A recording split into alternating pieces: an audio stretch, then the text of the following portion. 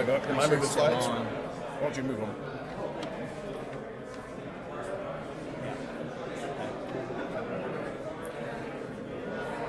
Hello, hello, hello.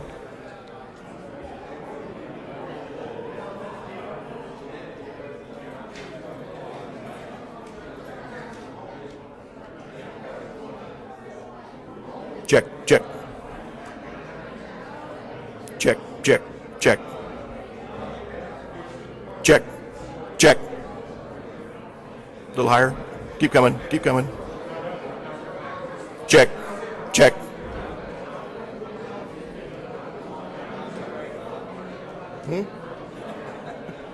Check, check. There, we're getting there. Check.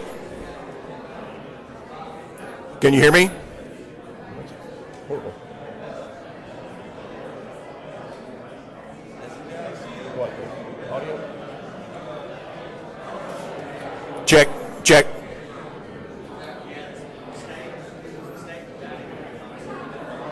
Check, check.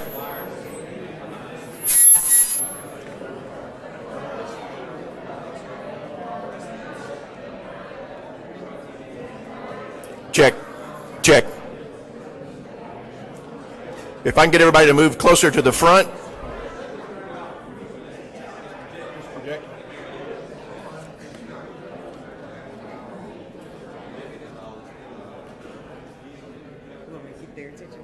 No, I got them. Okay, there we go. All right. Good morning and welcome. My name is John Burgess, and I have the privilege of serving as the board chair of the Little Rock Technology Park Authority. Thank you all for joining us this morning for this exciting announcement about the future of the entrepreneurial ecosystem in Little Rock. I'd especially like to welcome Arkansas Secretary of Commerce Hugh McDonald, Little Rock Mayor Frank Scott Jr., and City Directors Virgil Miller, Andrea Lewis, and Antoine Phillips. UA Little Rock Chancellor Dr. Christy Drayle, my colleagues on the Tech Park Board, Jessica Durnley and Dr. Lawrence Whitman, our Tech Park Executive Director Brent Birch. The Tech Park was officially created via enabling state legislation as a partnership between the City of Little Rock and our two local research universities, UA Little Rock and UAMS, to support entrepreneurial activity in Central Arkansas stemming from innovative university research and the region's rich heritage in financial and computing technology. However, the Tech Park's roots go back to a vision of Little Rock Regional Chamber business leaders led by Dixon Flake to create new jobs and opportunities for our citizens by fostering startup companies which were being lured to other communities before they could establish roots locally.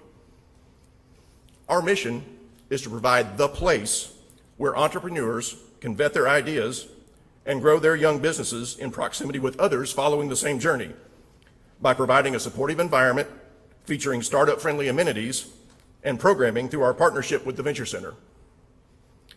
Phase one of the Tech Park was funded by a portion of the proceeds from the 10-year half-cent sales tax initiative passed by Little Rock voters in 2011. Phase one opened in the spring of 2017, on time and under budget, and reached full occupancy by the fall of 2018. Effective stewardship allowed the debt incurred for phase one development to be retired in 2021, prior to the sunset of the funding initiative. Occupancy has remained high, with a waiting list at times, driving the Tech Park Board to begin planning a second phase expansion. I'd now like to welcome Tech Park Executive Director Brent Birch to the podium to provide some of the highlights of phase two.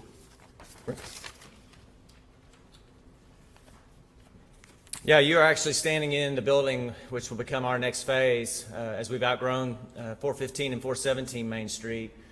We've gone to work with WE Architects, CDI Contractors, and Bernard TME Engineering on totally rehabbing this building. You actually can witness some of the early exploratory demolition, which will begin literally any day. We will essentially gut this building completely to where we'll modernize the streetscape, we'll totally redo this conference center, where we'll have a state-of-the-art, larger event center than we have next door, which is a key missing piece for us to be able to host events, for the Venture Center to be able to host.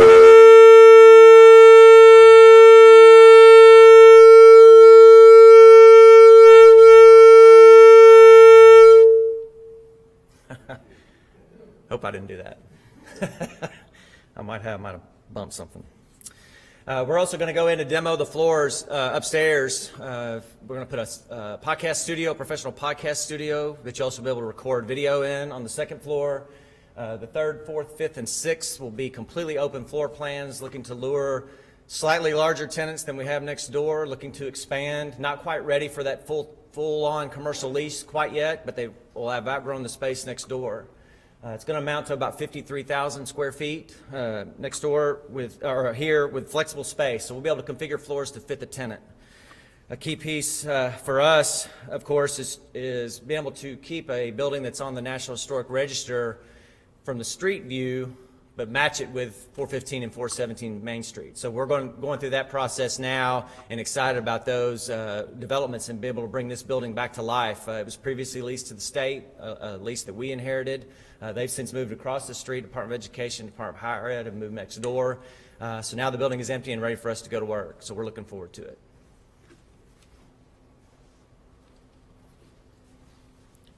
Thank you, Brent. And now, to provide details of an exciting announcement in support of Phase 2, I'd like to welcome our partner and economic development champion for the city, Mayor Frank Scott Jr.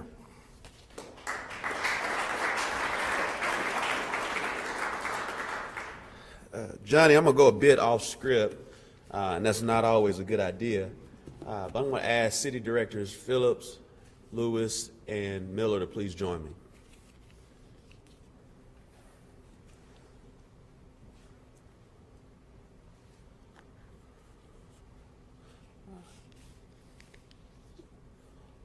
While as mayor, you get the opportunity to take a lot of credit, good or bad.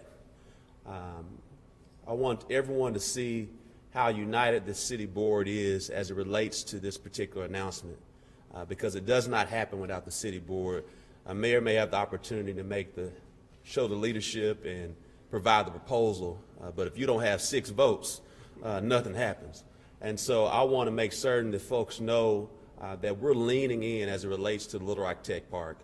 The city has had a great history of leaning in as it relates to technology, not only across this entire city. When you talk about the history of tech, whether it's FinTech with Systematics, now Smiley Technologies, the things that are going on with FIS, Axiom clearly, a host of other companies that we can continue to go on. First Orion as well, part of the Central Arkansas area. We see the roots and the growth of technology, and we want to continue to harness that potential right here in the state's capital city. And by doing that, it always takes more investment and takes more capital. And so today, we stand united today as representative of the City of Little Rock Board of Directors and myself to announce that a part of this journey, as you see, it's going to take a lot of money to get this done. And so the City of Little Rock will be investing $3 million into Phase 2 of this project, and we're so excited about it.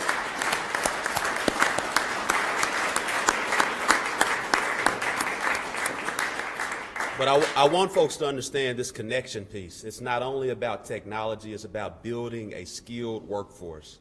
It's also about building entrepreneurs in the tech area. And we want to continue to do that as we're going to continue to be a growing forward and a thriving city. And by doing that, the city has to always step up and meet the challenge of the day. We're grateful for the Little Rock Regional Chamber of Commerce, led by Jay Cheshire and his great intellect as it relates to having a vision for this alongside Brent Birch and what he's been able to do to truly bust out the seams of Phase 1 so we can have a Phase 2. And to do it, continue to create more development in downtown Little Rock is so precious and so great. Thank you so much.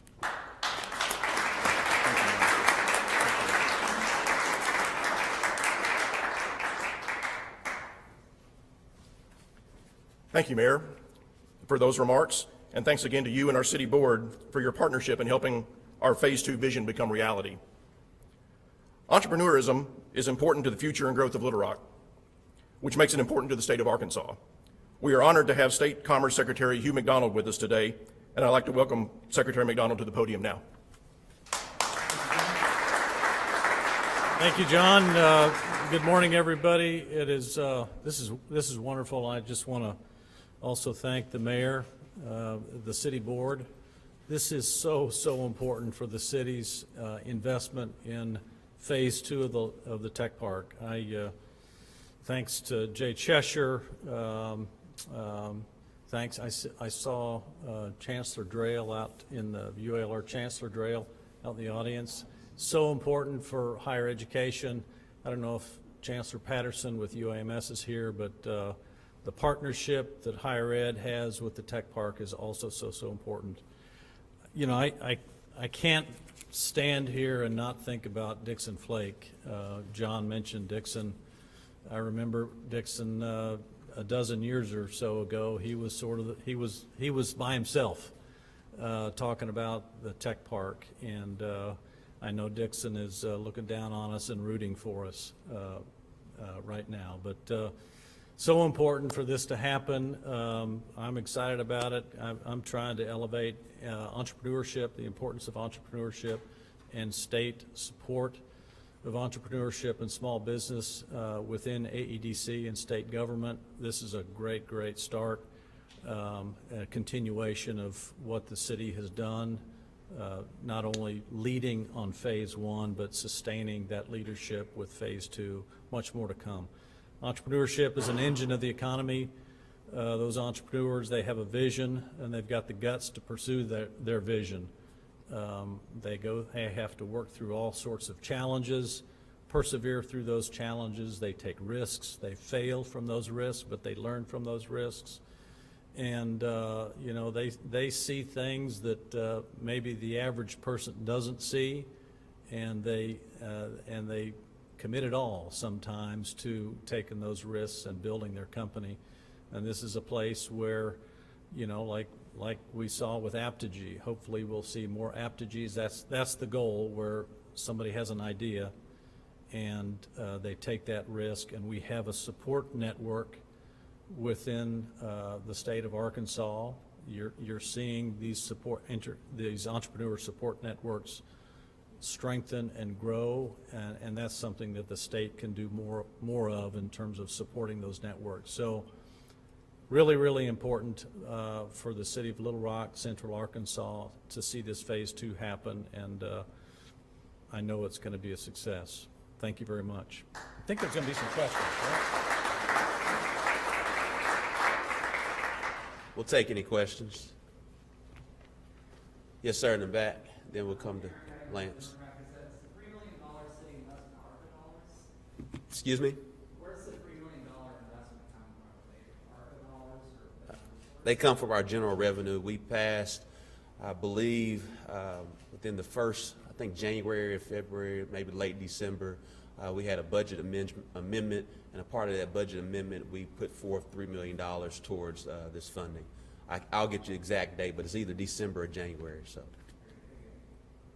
Lance. Just in terms of the financing for the second phase, is that still the same consortium of banks that you kind of work with, or is it different? How's that happen? No, we haven't got to that point yet.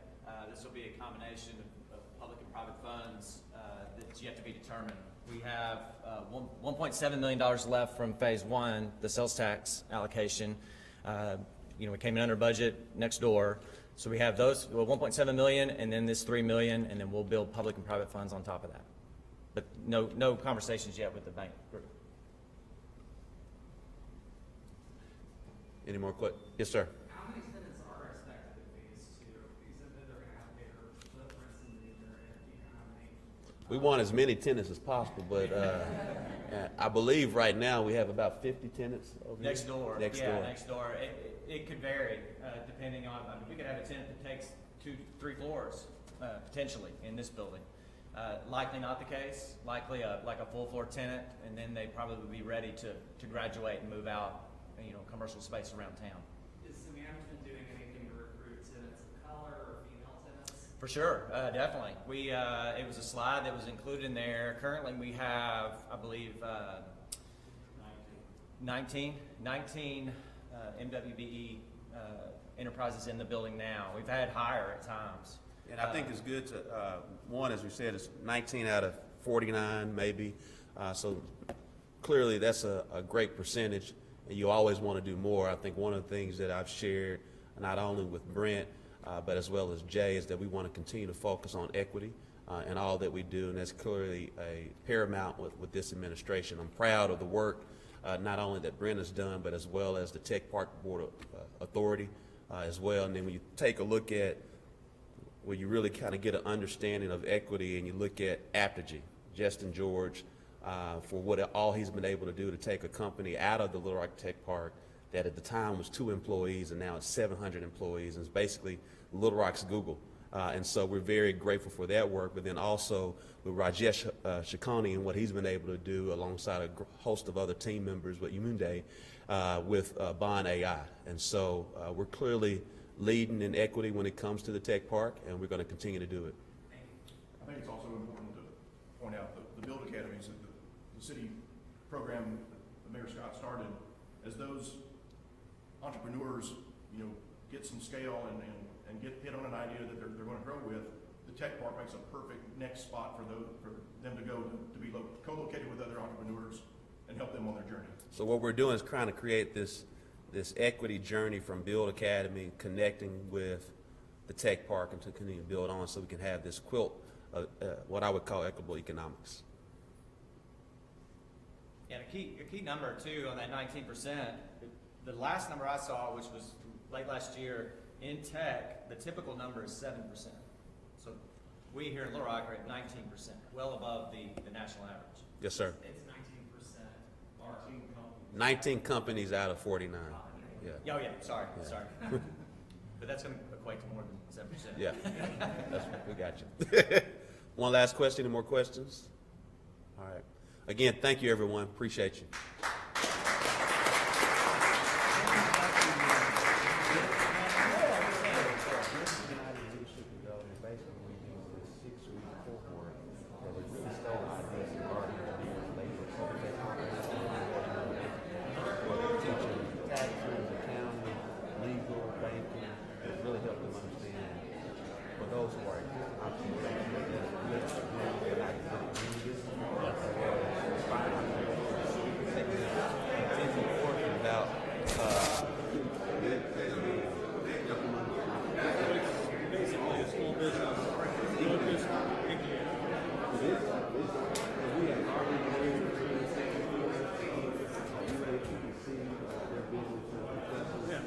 Teaching the whole class. You gotta come. I'll invite you just to come. Yeah.